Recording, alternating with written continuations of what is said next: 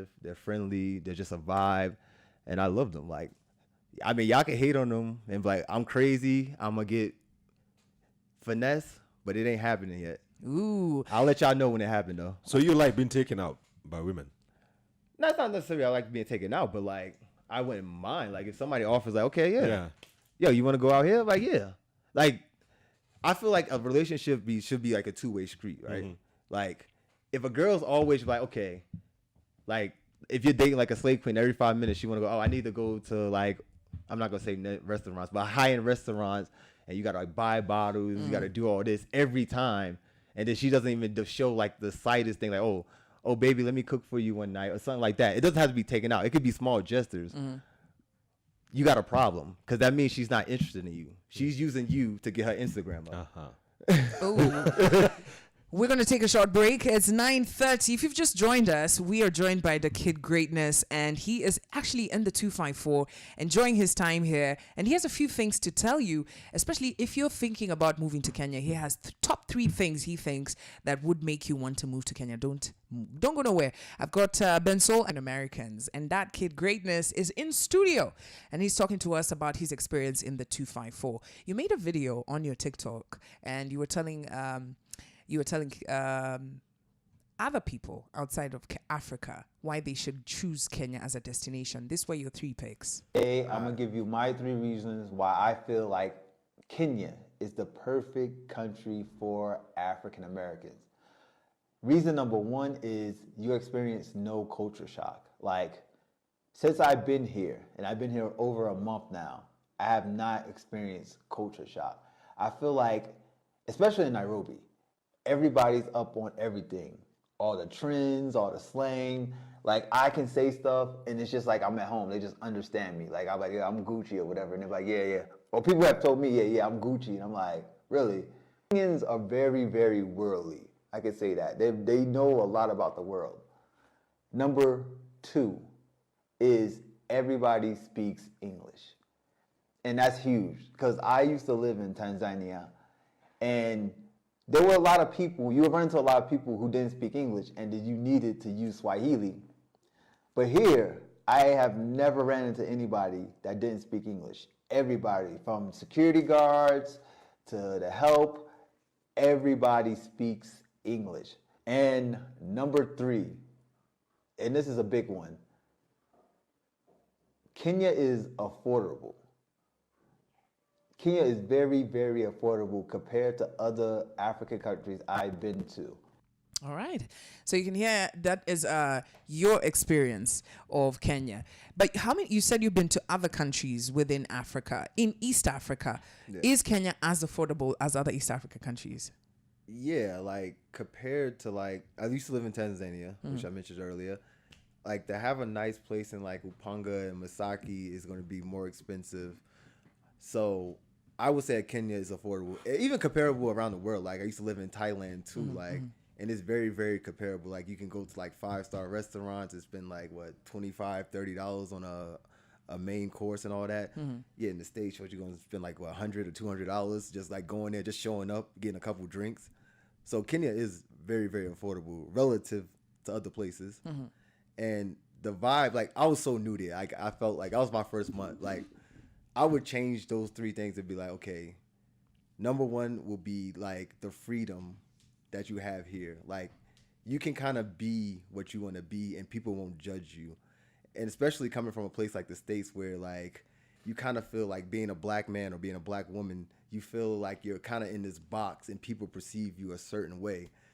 So that's would be my number 1 now. And then like Kenyan people are some of the nicest people in the world. Like, they're so welcoming. Like I feel like I'm Kenyan. Like me meaning I'm Kenyan. Like I feel like it. That's how welcoming it is. Like it makes you like, even when I leave here, I left here like what 6 times already and traveled around the world.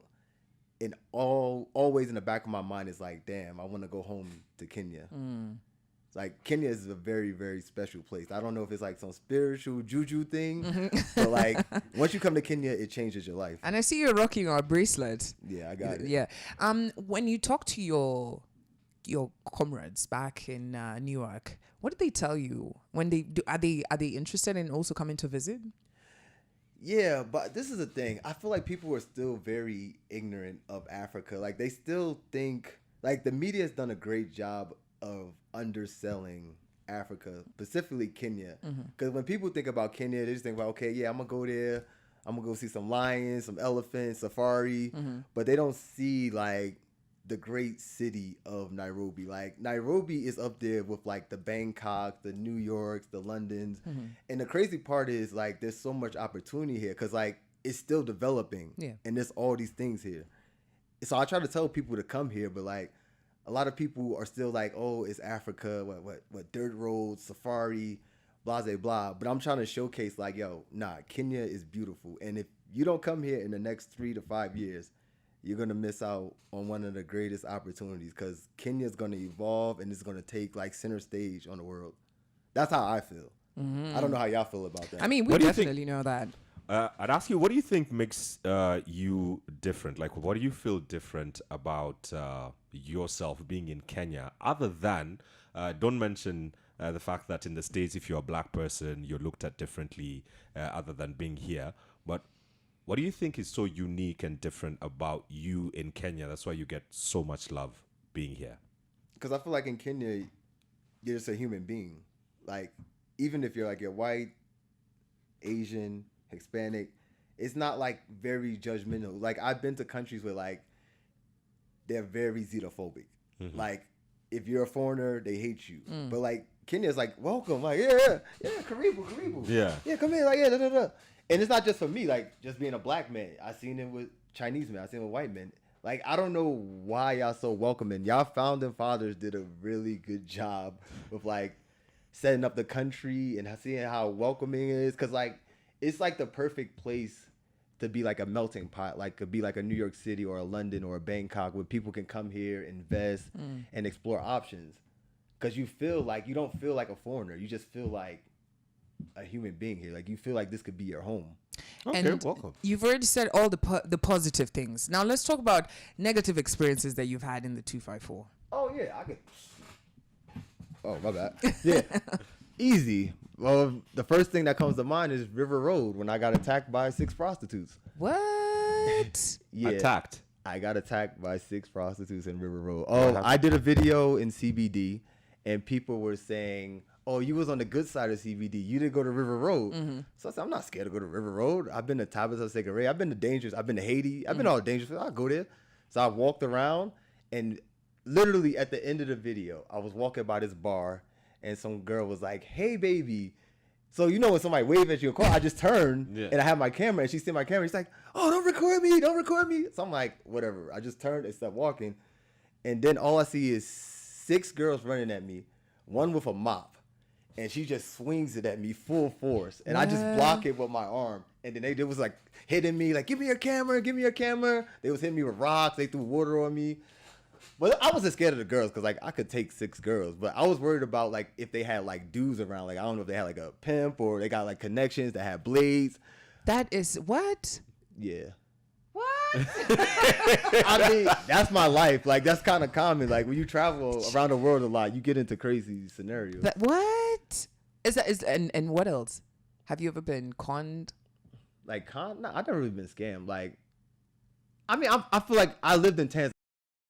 Like up on game, like Tanzania and Kenya are like sister countries to me. Yeah, but I feel like just Kenya is like a little bit faster, and then I'm from like New York, New Jersey, so like I already know like if you're trying to hustle me, I'm like nah, this sounds like BS. I'm not gonna fall for that.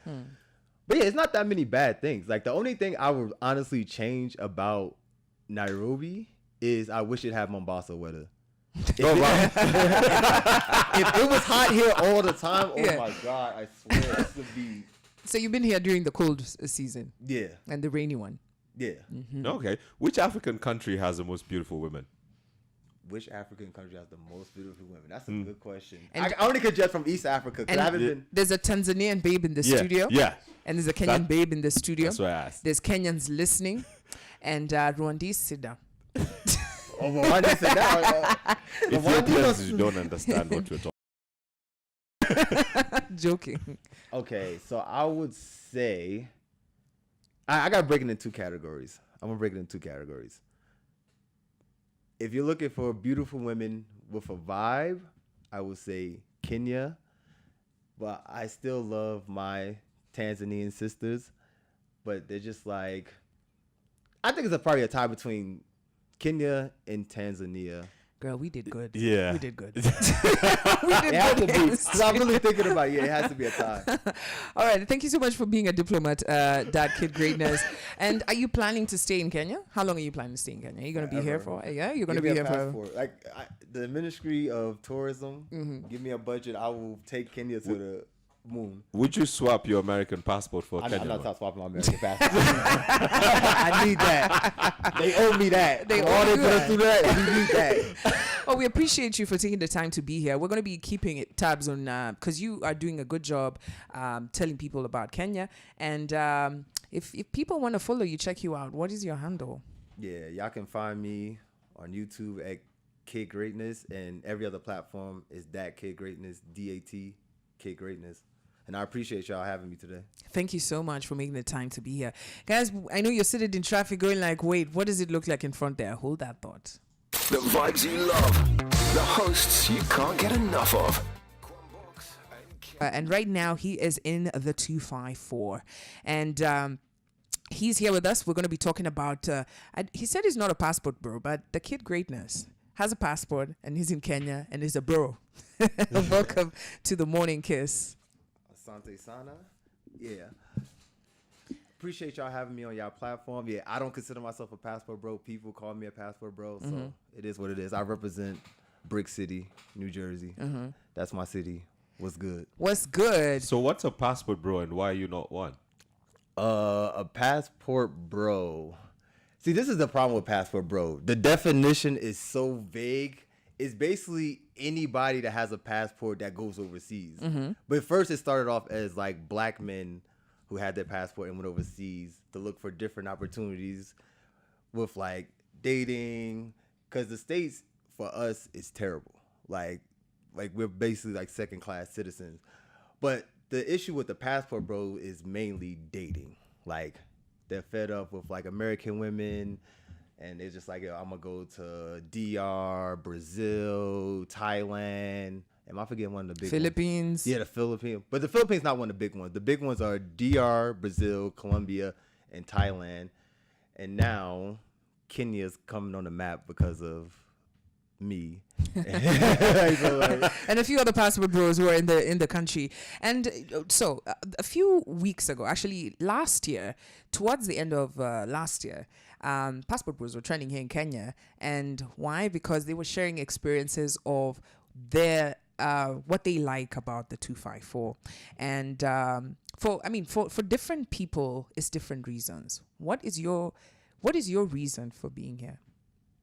I love Kenya because it's like my place of zen. It has the perfect amount of chaos, but it's also chill at the same time. Like I used to live in Tanzania.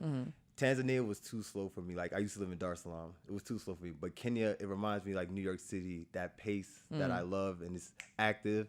And the ladies love me here, so like, so I can't complain about it. But like Nairobi's just like the best city. I've been to 22 countries. Like was like 40 cities, 41 cities, and I can't find anything better than Nairobi.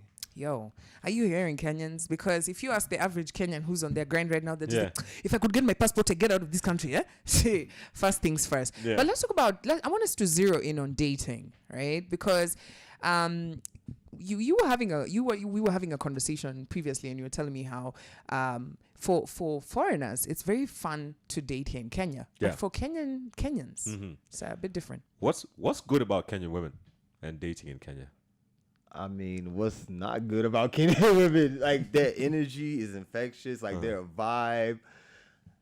Like I understand where you're coming from because I used to do street interviews. So I used to ask like, okay, what is your opinion of Kenyan men? And they were like, they're princess boys. They're bro. Wow. Yeah, like I never heard that term till now. They're like they're princess boys. They basically want to be like the women in a relationship, and they're broke. They're not romantic. But I feel like they're more they're hard. They judge y'all harsher than they judge us. Just like Black American women judge us hard, But if you probably went over there, they'd probably be like, oh, yo, you're Kenyan, you're exotic, you go hit them with the flavor, all that. But like, you hit them with the flavor right quick. But like, Kenyan women are amazing. Like, I don't know why people complain about Kenyan women so much. Like, they always say, oh, Kenyan women are going to eat up all your money. Like, what money are they going to eat up? Like, dinner and an Uber? Like, what money are they going to eat up? Yeah. I actually saw a video of you guys discussing, and I think that the most that you've spent on a Kenyan woman is dinner and Uber.